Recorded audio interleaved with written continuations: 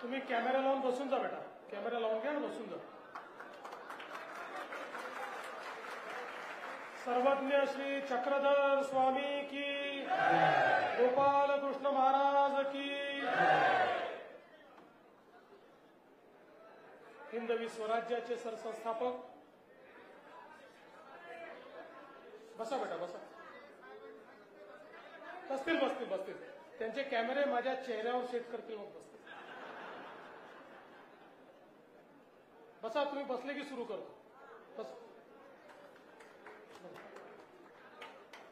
बसा, खुर्चीवर उभे असलेले बसा. चला झाले फोटो आता तुमचे. हिंदवी स्वराज्याचे सरसंस्थापक छत्रपती शिवरायांना मानाचा मुजरा करतो. भारतीय राज्यघटनेचे शिल्पकार भारतरत्न डॉक्टर बाबासाहेब आंबेडकर यांना मानवंदना अर्पित करतो. खऱ्या अर्थानं या भारतामध्ये ज्यांनी अवतार घेऊन सामान्य माणसाला एक आध्यात्मिक दिशा दाखवली, एक अतिशय पुरोगामी अशा प्रकारच्या विचाराने समाजामध्ये समता स्थापन करणारा विचार हा महानुभाव विचाराच्या रूपानं ज्यांनी आपल्याला दिला ते भगवान चक्रधर स्वामी यांच्या चरणी दंडवत करतो आणि माझ्यासहित आपल्या सर्वांना त्यांचा आशीर्वाद मिळावा अशा प्रकारची प्रार्थना देखील करतो. मंचावर उपस्थित असलेले आपले कुंभमंत्री गिरीश महाजनजी, मंत्रिमंडळातील आमचे सहकारी दादाभाऊ भुसेजी, या ठिकाणी अखिल भारतीय अध्यक्ष म्हणून ज्यांचा पदारोहण समारोह आज आपण संपन्न केला ते परमपूजनीय महंत श्री मोहनदादा कारंजेकर बाबाजी, त्याचप्रमाणे ज्यांनी परिषदेचे अध्यक्ष म्हणून अनेक वर्ष मार्गदर्शन केलं आणि पुढेही मार्गदर्शन करतील असे परमपूजनीय महंत श्री विध्वंस बाबाजी, परमपूजनीय महंत नागराज बाबाजी, परमपूजनीय महंत श्री बिडकर बाबाजी, महंत चिरडे बाबाजी, महंत श्री लासूरकर बाबाजी, महंत सुकणेकर बाबाजी, महंत श्री खामणीकर बाबाजी, महंत श्री दर्यापूरकर बाबाजी, महंत श्री साळकर बाबाजी, महंत श्री लोणारकर बाबाजी, मंचावर उपस्थित सर्व आमचे परमपूजनीय महंतगण, त्याचप्रमाणे या ठिकाणी उपस्थित बाळासाहेब सानप, सीमाताई हिरे, देवयानीताई फरांदे, प्रवीणजी तायडे, दिलीपजी बनकर, दत्ताजी गायकवाड, आमचे मित्र अविनाशजी ठाकरे, प्रकाश शेठ ननावरे, या ठिकाणी सर्व संत महंत पंथीय बंधू, सर्व अतिथी, सर्व भगिनी आणि बंधूंनो, आज मला अतिशय आनंद आहे की 38व्या अखिल भारतीय महानुभाव परिषदेच्या अधिवेशनात मी सहभागी होऊ शकलो. खरं म्हणजे 1 महिन्यापूर्वीच हे अधिवेशन व्हायचं होतं आणि त्याच्याकरता बाबांनी माझा वेळही घेतला होता, पण काही कारणाने मला येणं शक्य नव्हतं. मी बाबांना सांगितलं आपलं परिषदेचं अधिवेशन आहे, आपण ते संपन्न करून घ्या, मी पुढच्या कुठल्या तरी कार्यक्रमात येईल. पण कारंजेकर बाबांचा स्वभाव आपल्याला माहिती आहे. त्यांनी आणि आमच्या प्रकाश शेठनी आणि बाळासाहेबांनी सांगितलं, एक प्रकारे मला धमकीच दिली, तुम्ही आले नाही तर आम्ही अधिवेशनच करणार नाही, ते मी आधी तारीख द्या, मग अधिवेशन आम्ही त्या ठिकाणी ठरवतो. आणि आजची माझी तारीख ही त्यांनी त्या ठिकाणी ठरवली. आणि मला अतिशय आनंद आहे की सर्वज्ञ श्री चक्रधर स्वामी यांचा आशीर्वाद घेण्याकरता आणि एवढ्या सगळ्या पूज्य संत महंतांचा आशीर्वाद घेण्याकरता या ठिकाणी मला येता आलं आणि आपल्या सर्वांमध्ये उपस्थित होता आलं. मग अशी कारंजेकर बाबा जे म्हणाले तसं ते जे काही म्हणतात ते मला सगळं मान्य असतं. पण मगाशी ते एक गोष्ट जी म्हणाले ती गोष्ट जरा मला पूर्णपणे मान्य नाही आहे. ते असं म्हणाले की आपल्या महानुभाव पंथाचे 3 आमदार निवडून आले. मी त्याच्यामध्ये थोडं करेक्शन करतो. आपल्या महानुभाव पंथाचा मुख्यमंत्री देखील निवडून आला. हे बाबा तुम्ही सांगायचं विसरलात. आता तुम्ही काय मला पंथाच्या बाहेर ठेवलाय?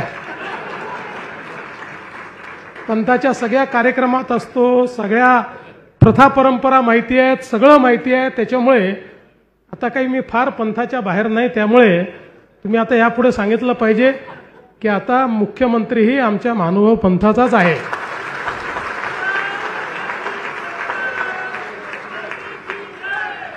आणि खऱ्या अर्थानं या ठिकाणी भगवान चक्रधर स्वामींनी या महानुभाव पंथाच्या माध्यमातून समाजामध्ये जो विचार रुजवला, आपण लक्षात घेतलं पाहिजे की प्रभू श्रीकृष्णाने आपल्याला गीतेत सांगितलं होतं, यदा यदा हि धर्मस्य ग्लानिर्भवति भारत अभ्युत्थानम धर्मस्य तदात्मानं सृजाम्यहं परित्राणाय साधूनां विनाशाय च दुष्कृतां धर्म संस्थापनार्थाय संभवामी युगे युगे. म्हणजे ज्या ज्या वेळी धर्मावर ग्लानी येईल, ज्या ज्या वेळी समाजावर आपत्ती येईल, ज्या ज्या वेळी समाजामध्ये भेदाभेद निर्माण होईल, ज्या ज्या वेळी समाज हा धर्माच्या मार्गावरनं पथभ्रष्ट होईल, त्या त्यावेळी वेगवेगळ्या रूपानं मीच जन्म घेईन आणि त्या ठिकाणी समाजाला पुन्हा सन्मार्गावर आणण्याचा प्रयत्न करेन. आणि आपण पाहू शकतो की ज्यावेळी भगवान चक्रधर स्वामींनी अवतार घेतलेला आहे तो काळही कुठेतरी समाज हा पथभ्रष्ट झालेला आपल्याला पाहायला मिळतो. सातत्याच्या आक्रमणांमुळे, समाजातल्या भेदाभेदांमुळे, समाजातल्या विषमतेमुळे समाजामध्ये एक प्रकारची वेगळी व्यवस्था निर्माण झालेली आपल्याला पाहायला मिळते. अशा परिस्थितीमध्ये संपूर्ण समाजाला एका सूत्रामध्ये बांधण्याचं काम जर कोणी केलं असेल तर ते सर्वज्ञ श्री चक्रधर स्वामींनी केलं. आणि जो समाज जातीमध्ये, पंथामध्ये, भाषेमध्ये उच्च नीच अशा प्रकारच्या वेगवेगळ्या दऱ्यांमध्ये विभागलेला होता, त्या संपूर्ण समाजाला या महानुभाव विचाराने एकत्रित केलं. कोणी कोणाची जात विचारली नाही, कोणी कोणाची भाषा विचारली नाही, कोणी कोणाचा पंथ विचारला नाही, तर सगळ्यांना एक सन्मार्ग देण्याचं काम या ठिकाणी सर्वज्ञ चक्रधर स्वामींनी केलं. आपण बघा, गुजरातमधनं ते आपल्या विदर्भाच्या, महाराष्ट्राच्या मातीमध्ये आले. पण या ठिकाणी मराठीची जी सेवा त्यांनी केली, आज आपली मराठी भाषा अभिजात झाली. या अभिजात भाषेच्या संपूर्ण प्रवासामध्ये 2 ग्रंथ हे अत्यंत महत्त्वाचे ठरले की ज्यांनी आपल्या भाषेच्या अभिजात असण्याचा पुरावा दिला. त्यातला एक ग्रंथ ज्ञानेश्वरी आहे, तर दुसरा ग्रंथ लीळाचरित्र आहे. ही जी एक प्रचंड मोठी साहित्य निर्मिती, ही जर त्या ठिकाणी एक विचारपीठ तयार करून सर्वज्ञ श्री चक्रधर स्वामीजी यांच्या प्रेरणेनं झाली नसती तर आज कदाचित इतकी समृद्ध अशा प्रकारची आपली भाषा, त्यातले विचार, त्यातली प्रगल्भता आणि त्यात तयार झालेल्या जाणीवा या आपल्याला कधीच पाहायला मिळाल्या नसत्या। आणि म्हणून केवळ महानुभाव विचार हाच काही आपल्यावरचा त्यांचा उपकार नाही, तर मराठी भाषेला भाषा म्हणून रुजवण्याचं काम हे देखील याच महानुभाव पंथाच्या साहित्यातनं तयार झालेलं आहे, हे आपल्याला खऱ्या अर्थानं या ठिकाणी मान्य केलं पाहिजे। आणि म्हणूनच मला असं वाटतं की खरं तर आपण एकूणच तो सगळा काळ बघितला तर श्री गोविंद प्रभू, भट्टोबास, केशोबास, डिंबकृष्ण मुनी या सगळ्यांनी या मराठी साहित्याला इतकं समृद्ध या ठिकाणी केलेलं आहे। आणि मग आपल्याला माहिती आहे लीळा चरित्र, गोविंद प्रभू चरित्र, रिद्धपूर चरित्र, केशरीबास यांचा दृष्टांत पाठ, सिद्धांत सूत्रपाठ, त्यानंतर बाईदेवबास यांचं पूजा वासर, नरेंद्र स्वामी यांचं रुक्मिणी स्वयंवर, भास्कर भट यांचे शिशुपाल वध, उद्धव गीता, दामोदर पंडित यांचे वत्स्याहरण, रवळोबास यांचे सह्याद्री महात्म्य, नारो यांचे रिद्धपूर वर्णन, विश्वनाथ पंडित यांचं ज्ञानप्रबोध यासह स्थानपोथी, वृद्धाचार, मार्गरूढी, चरित्र अभाव, त्याचबरोबर महादेव बेचे यांचं त्या ठिकाणी साहित्य, अशा अनेक गोष्टी की ज्यातनं समकालीन विचार प्रवाह, समकालीन महाराष्ट्र, त्याची एक आध्यात्मिक बैठक, त्या ठिकाणी होणारे संस्कार, या प्रत्येक गोष्टीचं आपल्याला एक भास, त्याचा एक पुरावा आणि त्यातनं किती आपण एक समृद्ध विचार घेऊन चालत होतो याची प्रचिती या सगळ्या साहित्यातनं आपल्याला मिळते। स्थानपोथी यातनं तर महाराष्ट्राचा सगळा इतिहास, भूगोल आणि संस्कृती, ग्रामरचना, खाद्य, व्यवहार, प्रशासन, व्यापार, व्यवसाय, अशा सगळ्या गोष्टी या आपल्याला त्या ठिकाणी पाहायला मिळतात। आणि म्हणून हे केवळ ग्रंथ नाही आहे, तर हा आपला इतिहास देखील आहे, आपल्या सांस्कृतिक वाटचालीचा ठेवा देखील या ठिकाणी महानुभावांच्या विचारातनं तयार झालेला आहे। आणि म्हणून मला असं वाटतं की आजही मी बघतो तीच परंपरा आमच्या महानुभाव पंथाने सातत्याने कायम ठेवली आहे। मी आता इतक्या कार्यक्रमांमध्ये जातो, असा एकही कार्यक्रम नाही की ज्या कार्यक्रमांमध्ये 3-4 तरी ग्रंथांचं प्रकाशन होत नाही। प्रत्येक कार्यक्रमात आपल्याला ग्रंथांचं प्रकाशन होताना या ठिकाणी पाहायला मिळतं। आणि खऱ्या अर्थानं ही जी विचारांची संपदा आहे, ही जी विचारांची परंपरा आहे, ती परंपरा आपल्यापर्यंत आणण्याचं काम या ग्रंथांच्या माध्यमातून सातत्याने होत असतं। आणि म्हणूनच मला असं वाटतं की आज ज्यावेळी अनेक वर्षानंतर पुन्हा एकदा आमच्या या महानुभाव पंथाच्या सर्व महंतांनी हा प्रयत्न सुरू केला, म्हणजे प्रयत्न तर ते अनेक वर्षापासून करत होते की एक समृद्ध परंपरा, आपण जर बघितलं तर आज आपले जेवढे म्हणजे अगदी रिद्धपूर पासून जाळीचा देव, पोईचा देव किंवा जेवढे आपले महत्वाचे स्थान असतील, या सगळ्या स्थानांमध्ये ज्या काही अडचणी आहेत, या अडचणी काय, या अडचणी या करतायत की त्या वेळच्या आक्रमणामध्ये आमच्या महानुभाव पंथाने कधीही पंथाचा रस्ता सोडला नाही। त्या सगळ्या आक्रमणांना त्या ठिकाणी झेललं, त्या आक्रमणातनं मोठ्या प्रमाणात अन्याय झाला, अत्याचार झाला, त्याचा सामना केला, पण तरी देखील आपली पंथीय व्यवस्था आणि विचार हा कधीच महानुभाव पंथाने ढळू दिला नाही। आणि म्हणून ही सगळी आपली जी काही त्या ठिकाणी आध्यात्मिक स्थळं आहे, ही सगळी स्थळं ही जगली, ती वाचली, पण ती अडचणीत देखील आली, एक संघर्ष देखील त्याच्याकरता करावा लागला। आणि म्हणूनच 2014ला ज्यावेळी मी मुख्यमंत्री झालो आणि त्यावेळी पहिल्यांदा विशेषतः आमचे अविनाश ठाकरेजी आणि मोहनदादा म्हणजे कारंजेकर बाबा यांची भेट झाली। आणि त्यापूर्वी मी महापौर असताना 1997 साली ज्यावेळी आमच्या चिसभवनमध्ये आपल्या महानुभाव पंथाचा खूप मोठा एक मेळावा झाला होता आणि त्या अधिवेशनामध्ये सगळ्या व्यवस्था आमच्याकडे होत्या आणि अतिशय सुंदर अशा प्रकारचा तो मेळावा, खरं म्हणजे मी असं म्हणेन की महानुभाव पंथाशी माझं नातं जे जुळलं ते 1997च्या त्या चिसभवनच्या मेळाव्यापासून जुळलं आणि तेव्हापासनं सातत्याने पंथीय सगळे आपले जे महंत आहेत यांच्या सानिध्यामध्ये वेगवेगळ्या कार्यक्रमांमध्ये मी जायचो, वेगवेगळ्या पद्धतीनं जी काही मदत करता येईल ती आम्ही करायचा प्रयत्न करायचो।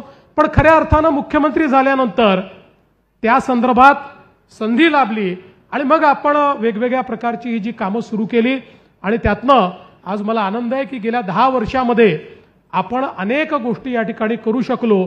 मगाशी बाबांनी ज्याचा उल्लेख केला मी पुन्हा उल्लेख करणार नाही, पण मला हे सांगताना आनंद वाटतो की इतका मोठा आमचा हा संपूर्ण महानुभाव पंथ की जो केवळ महाराष्ट्रात नाही, केवळ भारतामध्ये नाही तर अफगाणिस्तानपर्यंत पसरलेला आमचा महानुभाव पंथ आज भारताच्या कुठल्याही राज्यात गेलं तरीही आम्हाला महानुभाव त्या ठिकाणी भेटतात, महानुभावांचा विचार त्या ठिकाणी भेटतो आणि भक्तिभावानं महानुभाव पंथाचं काम करणारे लोक आम्हाला त्या ठिकाणी भेटतात। त्यामुळे इतका मोठा आमचा हा संप्रदाय, इतका मोठा समुदाय, इतका मोठा पंथ, पण दुर्दैवाने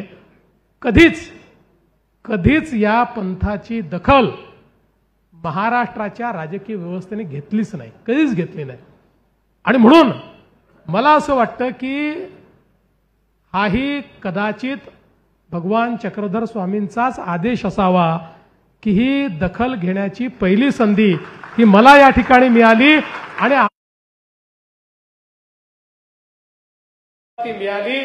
मी मुख्यमंत्री असताना, त्यानंतर शिंदेसाहेब मुख्यमंत्री असताना, आता पुन्हा मी मुख्यमंत्री असताना खरं म्हणजे या अनेक गोष्टी आपण करू शकलो।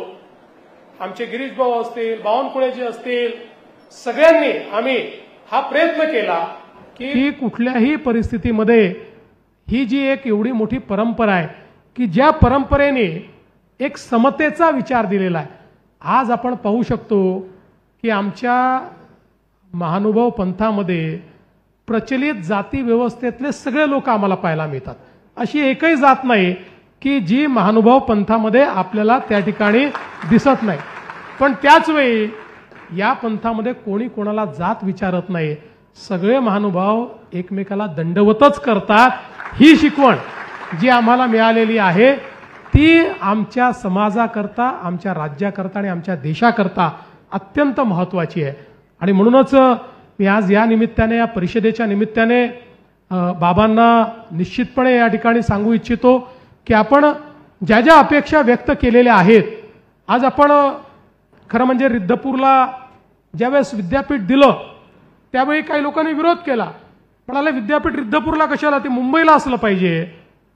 मी सांगितलं मुंबईला अनेक विद्यापीठ आहेत, अनेक विद्यापीठं होतील, पण तुम्ही आणि आम्ही आज मराठी बोलतो याचं कारण काही लोकांनी त्या माय मराठीची सेवा केली आहे, त्यांनी ती जिवंत ठेवली आहे आणि असं मराठीला जिवंत ठेवणारं ठिकाण म्हणजे रिद्धपूर आहे। आणि म्हणून त्या ठिकाणी आपल्याला हे मराठी भाषेचं विद्यापीठ केलं पाहिजे आणि ते विद्यापीठ आम्ही केलं।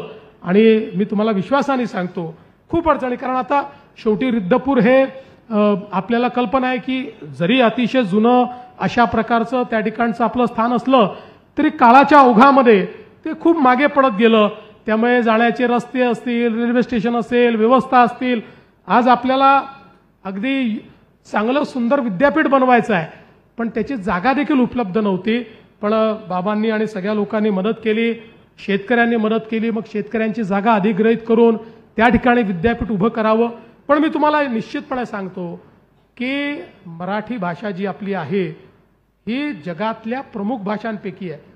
आज किमान 12-14 कोटी लोक मराठी भाषा बोलतात, त्यामुळे या जगातल्या प्रमुख भाषेला साजेसं अतिशय सुंदर आणि जागतिक कीर्तीचं विद्यापीठच आम्ही त्या ठिकाणी तयार केल्याशिवाय राहणार नाही।